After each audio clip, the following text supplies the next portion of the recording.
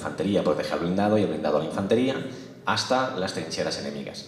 Evidentemente, los soldados en aquel momento sufren continuamente en las trincheras el ataque de los bombardeos de la artillería enemiga, de las ametralladoras y de la fusilería.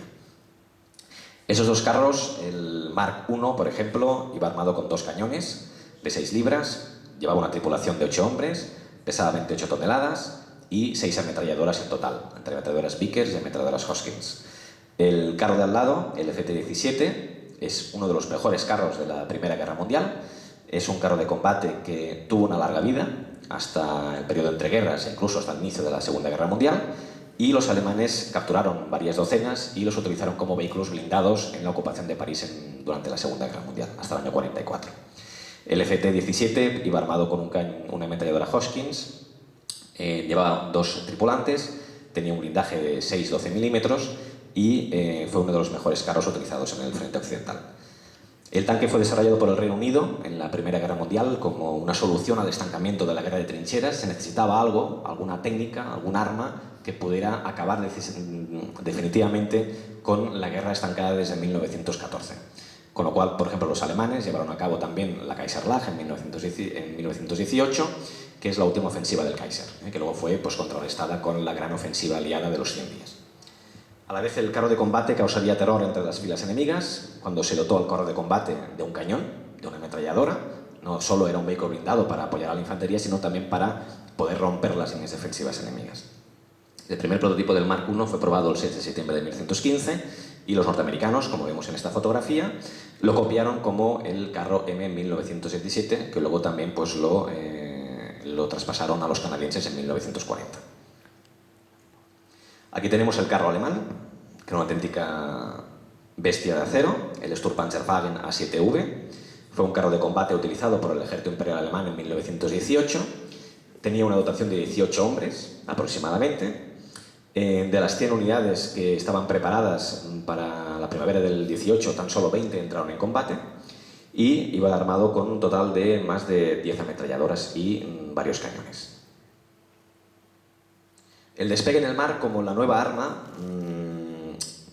embarcada, que era la flota aérea, que es una nueva arma que aparece, sobre todo es el portaaviones, que pondrá punto y final a la omnipresencia de los acorazados en los mares.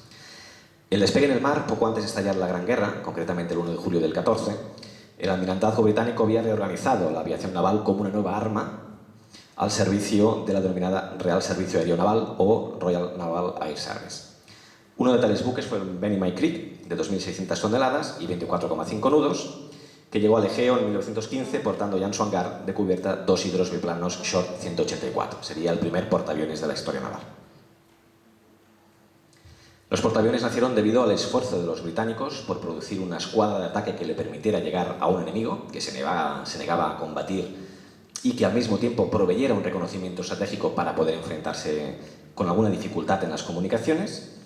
Posteriormente, en el 18, los ingleses comprarían el acorazado chileno Cochrane antes de que fuera terminado para transformarlo en el portaaviones británico HMS Eagle, que sería el primer portaaviones de la flota británica.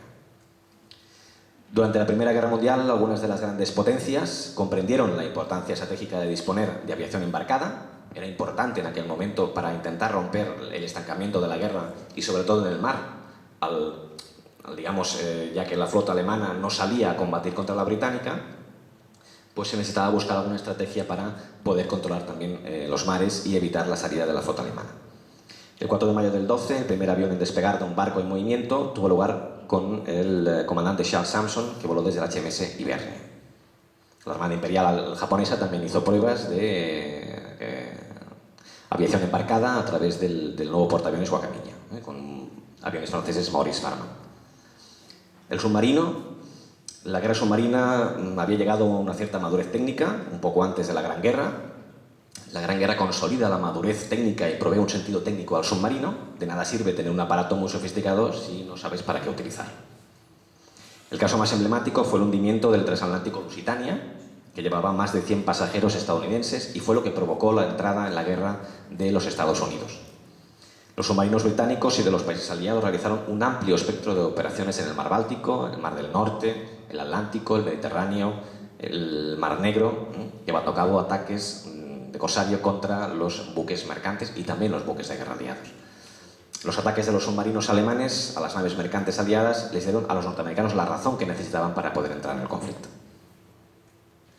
Las pérdidas aliadas por la guerra submarina alemana, vemos que 1917 es el año donde más buques mercantes consiguen hundir los submarinos alemanes, que son 2.439. Es un periodo que también se puede hacer una similitud con el periodo dorado de la flota submarina alemana en la Segunda Guerra Mundial, entre junio del 40 y marzo del 41, en que la flota submarina de Dönitz, en la Kriegsmarine, consigue hundir 3.500 buques de mercantes y buques de guerra aliados, con cerca de 66.000 marinos muertos que yacen hoy bajo las aguas de los mares del mundo. En la Primera Guerra Mundial, la flota submarina alemana, que era inferior a las flotas submarinas de los países aliados, consiguió poner en jaque a las escuadras militares y sobre todo también poner en jaque al comercio marítimo aliado desde Estados Unidos hasta Gran Bretaña. La presión diplomática norteamericana forzó a los alemanes a detener este accionar durante algún tiempo, pero en enero del 17 Alemania estableció una zona de guerra rodeando a las Islas Británicas y hundió un 25% de las naves que osaron penetrar en ella. La guerra antisubmarina, abreviado como las siglas de Anti-Submarine Warfare, es una rama de la guerra naval en la que se usan buques de guerra, aeronaves y otros submarinos para rastrear, encontrar y dañar o destruir submarinos enemigos. Fue una de las técnicas navales más importantes que se descubrieron para poder contrarrestar la guerra submarina alemana, utilizando tanto el torpedo como las cargas submarinas.